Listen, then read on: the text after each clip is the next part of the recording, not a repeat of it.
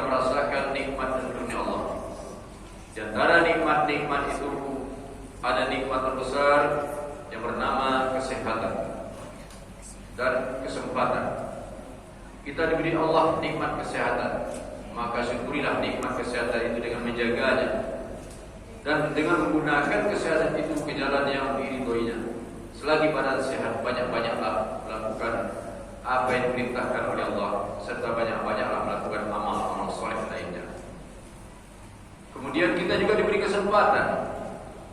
Sampai detik ini Allah berikan kita kesempatan hidup di dunia ini dalam rangka memperbaiki diri, yang mana kesempatan itu hanya singkat sekali diberikan oleh Allah, yaitu sepanjang umur yang ditakdirkan oleh Allah untuk kita.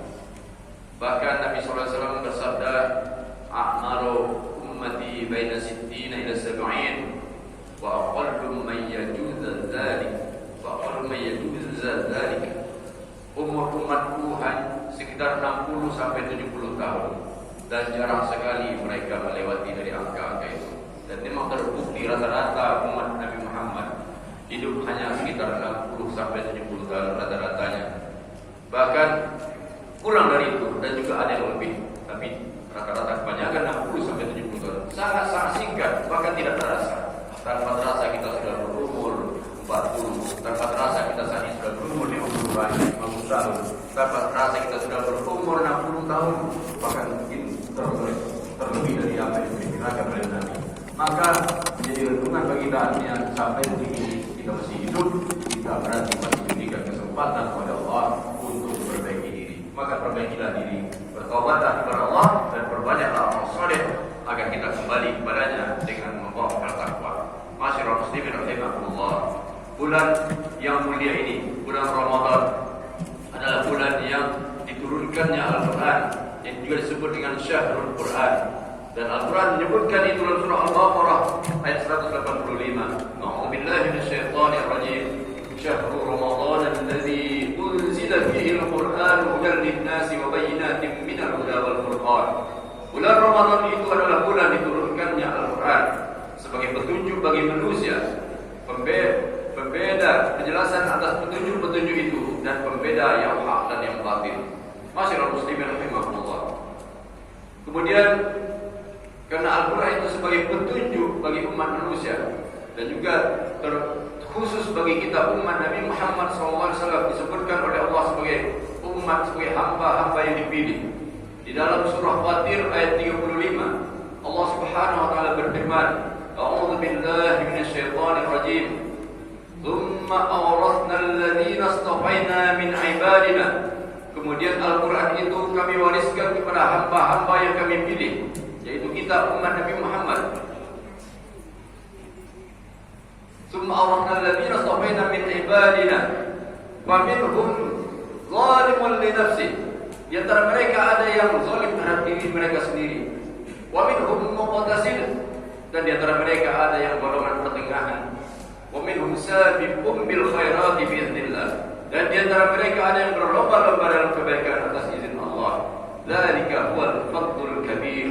Dan demikian itulah Al-Quran, itulah karunia Allah yang sangat besar. Masyaallah muslimin rahimakumullah. Kita semua mengakui bahwa kita beriman kepada Al-Quran. Al-Quran sebagai pedoman hidup untuk kebaikan dunia dan akhirat. Maka di ayat ini, surah Fatir ayat 32 ini Allah jelaskan, di antara umat Nabi Muhammad yang diwariskan Al-Quran, ada mereka menjadi 3 golongan. 3 golongan mereka dalam menerima Al-Quran. Yang pertama, faminhum zalimun li nafsihi. Itu di antara mereka yang berniaya diri mereka sendiri.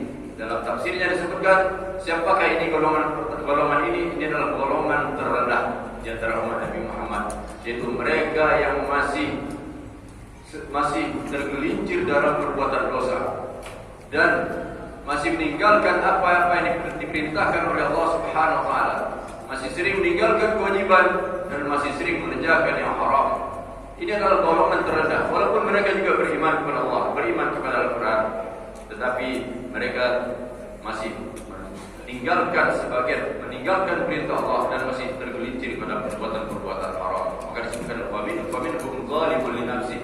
Mereka adalah yang menzalimi diri mereka sendiri. Siapakah itu? Itulah dia. Ketika datang perintah salat, terkadang dikerjakan sehari sedapatnya. Tidak, perintah salat 5 waktu dikerjakan hanya 2 kali atau sebagiannya saja. Ketika datang perintah ibadah puasa, terkadang dikerjakan sebagian di awal-awalnya, kemudian di pertengahannya kosong sampai akhirnya. Inilah contoh di antara Nabi Muhammad yang masih banyak meninggalkan perintah-perintah Allah dan masih banyak mengerjakan apa-apa yang dilarang oleh Allah Subhanahu wa taala. Nah, atas golongan terendah ini tentunya sebaiknya langkah yang dilakukan adalah segera bertobat kepada Allah. Terkhusus di bulan Ramadan ini adalah bulan yang mana Allah bukakan ampunan, Allah berikan kelipat gandaan amal-amal soleh, sebagaimana di dalam narapidana ketika diberikan ampunan atau pengurangan masa tahanan, pemotongan masa tahanan, betapa senangnya si narapidana tadi. Nah, sekarang kita diberikan oleh Allah ampunan yang seluas-luasnya, terkhusus di bulan Ramadan ini. Hanya waktu dalam 1 bulan, maka tidakkah kita ingin memanfaatkannya untuk mendapatkan ampunan Allah? Yang mana selama ini kita sering meninggalkan perintah Allah, kita sering mengerjakan larangan Allah. Maka carilah ampunan Allah dengan bertobat di bulan yang penuh dengan ampunan ini. Kemudian lipat gandakan kekurangan amal-amal soleh kita, yaitu dengan mengerjakan yang fardu dan mengerjakan ibadah sunnah. Kemudian golongan kedua yaitu golongan menengah, golongan pertengahan. Aminhum muqtasid. Di antara mereka adalah golongan pertengahan. Siapa golongan pertengahan ini? Itu mereka yang meninggalkan larangan-larangan Allah, meninggalkan yang haram dan mengerjakan perintah Allah, mengerjakan apa-apa yang diwajibkan. Mereka sudah mengerjakan salat fardu 5 waktu. Mereka sudah mengerjakan puasa Ramadan sebulan penuh. Apa saja diwajibkan mereka kerjakan. Bahkan jika mereka mampu, mereka telah mengerjakan ibadah haji ke Baitullah. Dan mereka tidak mau melakukan apa-apa yang dilarang oleh Allah, seperti berzina, minum khamar, mencuri dan lain-lain apa yang dilarang oleh Allah. Tetapi sayangnya mereka hanya mengerjakan yang wajib, hanya meninggalkan yang haram, tapi belum tersentuh hatinya untuk mengerjakan apa-apa yang dicintai oleh Allah, yaitu amalan-amalan nafilah, amalan-amalan sunnah. Karena di samping ibadah yang fardu ada ibadah yang sunnah. Di samping solat yang fardu ada solat sunnah rawatib, ada solat witir, ada solat tahajud, ada solat duha dan solat sunnah lainnya. Maka jika kita tergolong orang yang seperti ini, yang masih jarang mengerjakan hal-hal yang sunnah, mungkin kita termasuk kelompok yang pertengahan ini.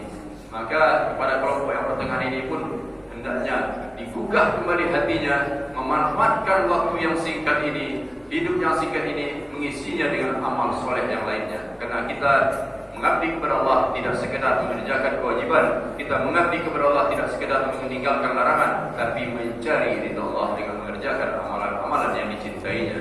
Dan kita tidak sekedar meninggalkan larangan, kita juga meninggalkan perkara-perkara yang makruh, perkara-perkara yang tercela, walaupun itu tidak diharamkan. Masyaallah muslimin rahimakumullah. Kemudian golongan ketiga, yaitu wa minhum sabiqun bil khairati biidznillah. Mereka yang berlomba-lomba dalam kebaikan atas izin Allah. Inilah golongan tertinggi di antara 3 golongan. Siapakah mereka?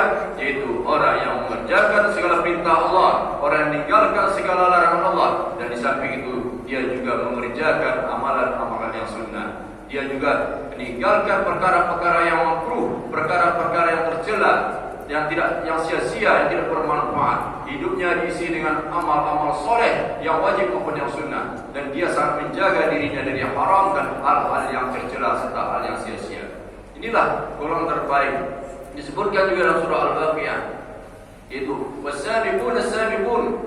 Mereka yang dahulu itulah beriman, mereka itulah yang dahulu masuk ke dalam surga. Ulaikal muqarrabun. Mereka itulah yang didekatkan kepada Allah. Maka golongan tertinggi ini adalah golongan yang berlomba-lomba dalam kebaikan.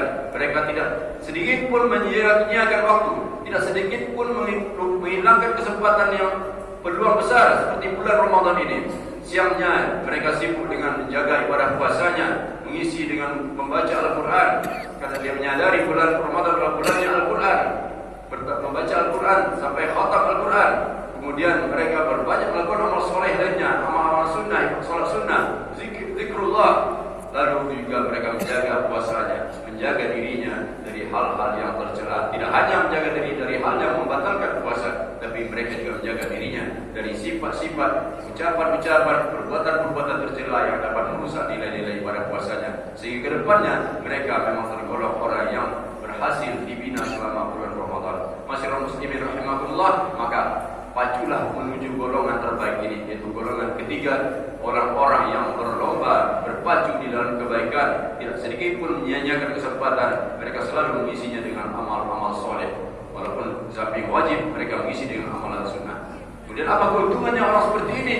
Maka dijanji Allah dalam hadis qudsi, wa ma yazalu 'abdu taqarraba ilayya bin nawafil, wa ma yazalu 'abdi taqarraba ilayya bin nawafil hatta uhibbahu. Tidaklah hambaku itu terus-menerus mendekatkan diri kepadaku dengan amalan nafilah, amalan-amalan sunnah, sampai aku benar-benar mencintainya. Inilah balasan dari Allah. Ketika hamba itu terus mendekatkan diri kepada Allah dengan amal-amalan sunnah, maka Allah pun mencintainya. Kalau Allah sudah mencintai, maka tidak ada yang perlu dikhawatirkan dalam hidup ini, tidak ada yang perlu ditakutkan dalam hidup ini. Karena apapun perbuatan kita, penglihatan kita, pendengaran kita, gerak-gerik kita selalu dalam bimbingan Allah, selalu dalam penjagaan Allah. Maka inilah orang yang terbaik. Di dunia dia dapatkan cinta Allah, hidupnya diberikan segala kemudahan, di akhirat tentu dia meraih surga yang dijanjikan oleh Allah atas amal-amal soleh yang dilakukannya. Masyarakat muslimin rahimakumullah, maka dari itu bulan yang agung ini bulan yang saatnya kita kembali kepada Allah, tubu ila Allah, memperbaiki diri, memperbaiki kekurangan amal soleh kita dan meningkatkannya dengan amal-amal ibadah, amal-amal sunnah dan lainnya, sehingga kita benar-benar menjadi hamba yang bertakwa. Demikian khutbah ini, semoga bermanfaat. Barakallahu li wa lakum fil Qur'anil azim wa nafa'ani wa iyyakum bima fihi minal ayati wa dzikril hakim wa taqabbala minni wa minkum tilawatahu innahu huwas samiul alim.